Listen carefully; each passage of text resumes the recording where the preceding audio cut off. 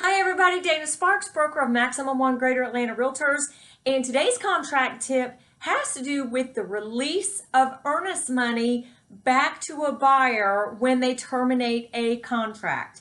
So basically, if you are an agent and you are working with a buyer and they find a house they want to write an offer on, one of the big initial things that you have that discussion with that buyer about is putting in earnest money. That seller is typically going to want earnest money along with the offer to consider going under contract with this buyer.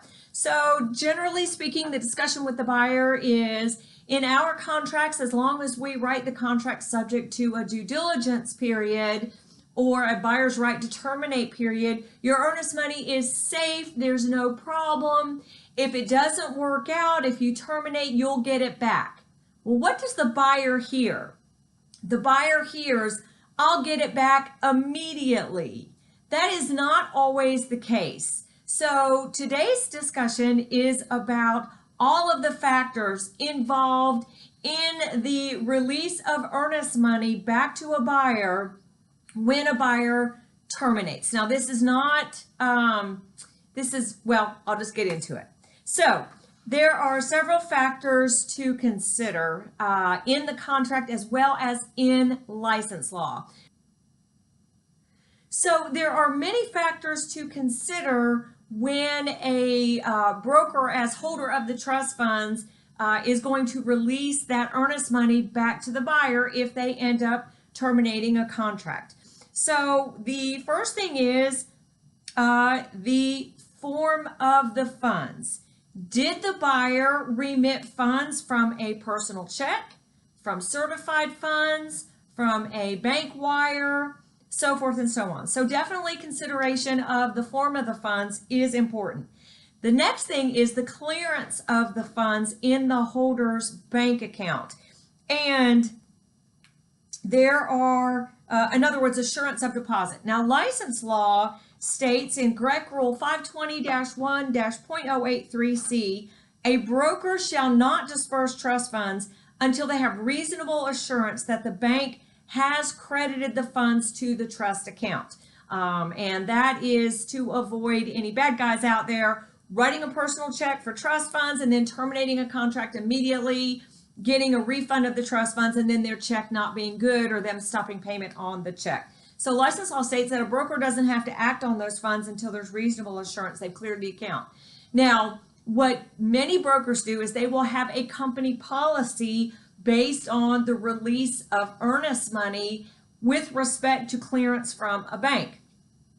For example, with personal checks, it is typically a number of banking days. For example, Maximum One's policy is 10 banking days. We will not release release funds based on trust funds on a personal check for 10 banking days. Now, that is something to consider. The context of this conversation is if a buyer terminates a contract and wants their earnest money back, either to go on with their life or to put down earnest money on a contract for another house. This also has to do if you have a buyer that's having a quick close and they write a personal check for earnest money and they are closing before, number one, the amount of money has cleared the bank, or number two, that company's policy on the clearance or release or being able to act on those funds from a personal check, then there won't be any earnest money that will be credited at the closing. So that's something to keep in mind with a quick closing also.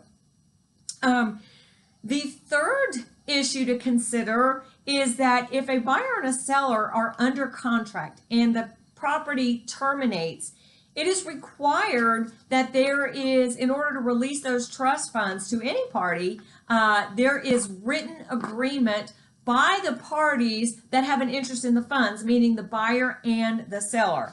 And the license law specifically states, it's GREC Rule 520-1-.083B, and it states that a written agreement signed by all parties having an interest in the funds separate from the contract that directed the broker to hold the funds. So in other words, what are we talking about? We are talking about the release portion of a termination and release. So the original purchase and sale agreement is the contract that directed the broker to deposit and hold the funds as holder of the earnest money.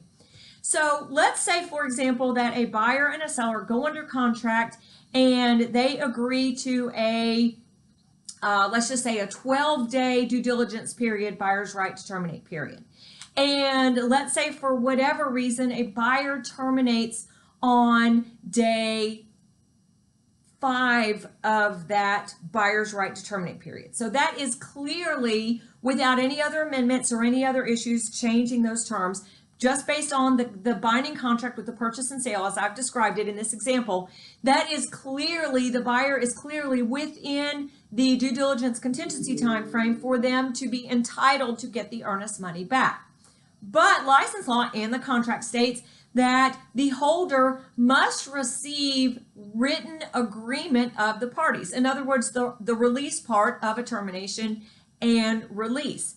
So if the buyer's agent, buyer terminates, sends in a termination notice on day 5, they had agreed to a 12-day due diligence period, sends it to the listing broker sends it to the seller doesn't sign it for whatever reason, whether the seller is upset, listing broker can't get in touch with the seller, for whatever reason. If the seller doesn't sign that release portion, although the buyer is clearly within their contingency time frame, the broker cannot just release those funds back to the buyer, because as I just stated, the law says it must be a written agreement signed by the parties in a separate document from the document directing the broker to hold the funds. So even though the contract, the purchase and sale agreement, outlines the contingencies and all of the strings attached to the contingencies and timeframes and notices, that's still not written agreement. So if we don't have written agreement by the buyer and the seller, because they are the parties with an interest in the funds, not the agents, not the brokers, then the holder has many options, and that's a whole nother video. But one of the options is to do what we call the 10-day letter. And basically the holder goes through the purchase and sale agreement, interprets the contract, interprets the termination, does their research.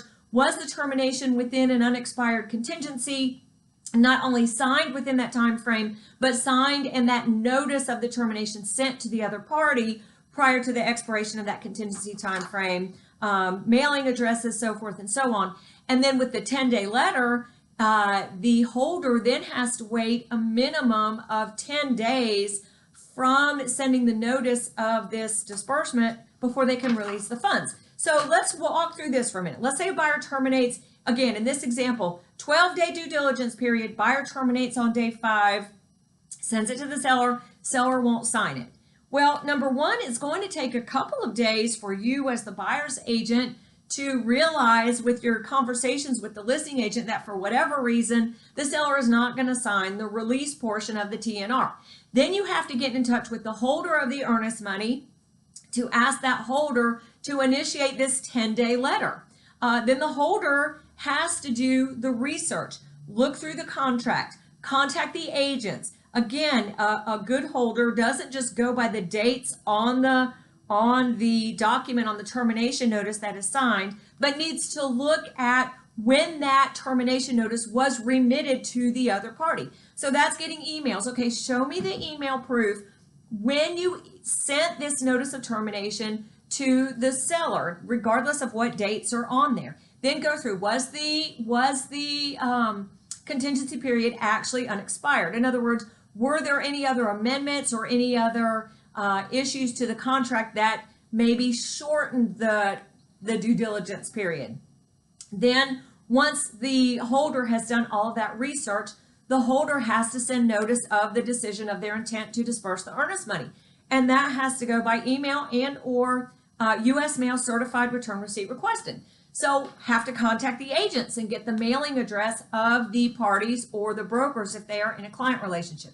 Then you have to wait at least 10 days from the date of that letter. So we're already looking at from the time you sent the termination, 1 or 2 days before you realize the seller's not going to sign it, 1 day to get in touch with the holder, 1 to 2 to 3 to 4 days for the holder to do their interpretation, and there is no time frame on the holder's responsibility to actually initiate, to actually investigate and initiate this letter. The only time frame in the contract is once this notice of intent to disperse is released, they can't disperse for at least 10 days from that notice. So we're looking at 10, 12, 14 days right there minimum.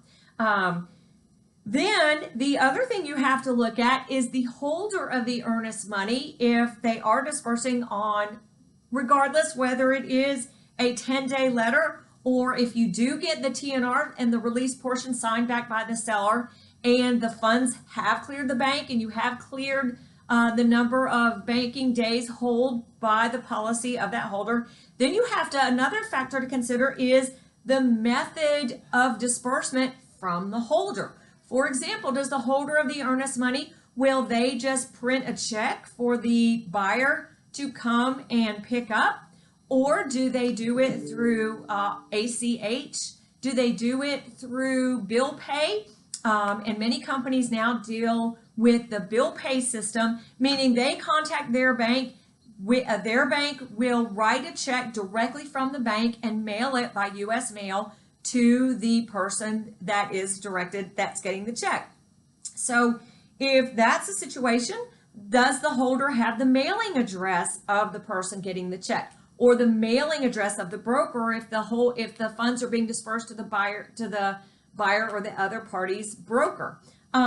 Additionally, a lot of companies nowadays have what's called positive pay, meaning that regardless if the broker cuts the check or sends it through bill pay or sends it through ACH, through this system called positive pay, which many brokers and closing attorneys have on their accounts to make sure they're to limit as much as possible the amount of fraud on their accounts. Basically, the broker or like I said, the closing attorney contacts their bank and gives them a list of all of the checks they have written, so that somebody that has a check and tries to cash a check against the bank, there is a double cross check of assurance that yes, the holder, the broker, did actually cut that check to this person. And again, it's called positive pay, and just a potential delay on the buyer receiving their earnest money back.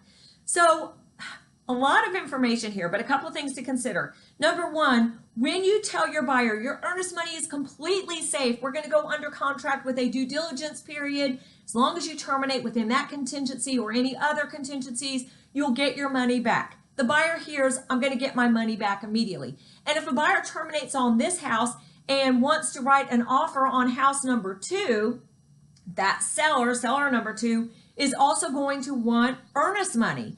And the buyer is going to think, well, you, buyer's agent, buyer's broker, you're already holding the earnest money. I'm just going to use those funds for this other house. Well, if it's in a situation that I've just described, either the money is on a broker hold based on policy because it's a personal check, or we haven't gotten a completely fully executed release agreement, then no, we cannot act on those funds. Those funds that are in hold with respect to that property cannot be used for seller number 2. So you as the buyer's agent, you're going to have to go to the buyer and say, guess what? I need an additional check for thousands and thousands of dollars.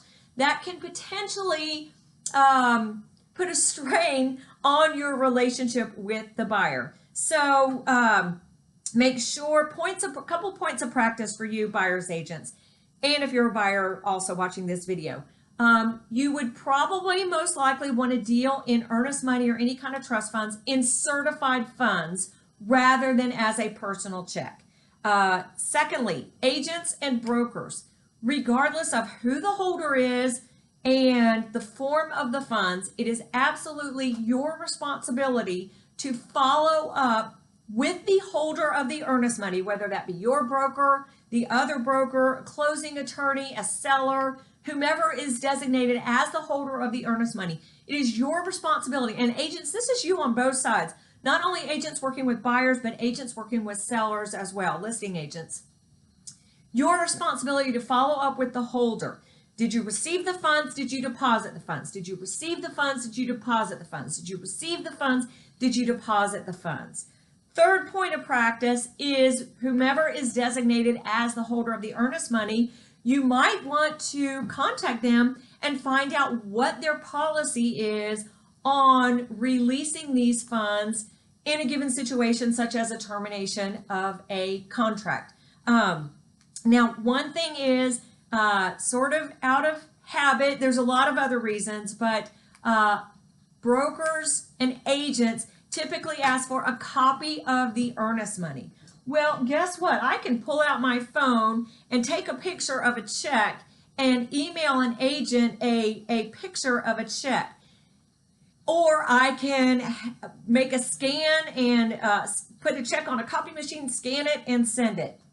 Again, that goes back to my point of practice. Regardless of a pretty picture of a check, the important thing is, were those funds received by the holder and were they deposited? And then again, you need to check with the holder on their time frame in which to hold those funds before being able to act on them to disperse them, whether it be a termination of a contract or, better yet, go into a closing. Thank you guys so much for watching. I hope this contract tip helped you out. Dana Sparks, broker of Maximum One Greater Atlanta Realtors, satisfying your needs with service, innovation, and education. By the way, in case you're wondering about my tiara, I'm recording this video on my wedding anniversary to my beloved Babylicious. And this is the tiara I wore when I got married, and I wear it on every wedding anniversary. I love you, Babylicious.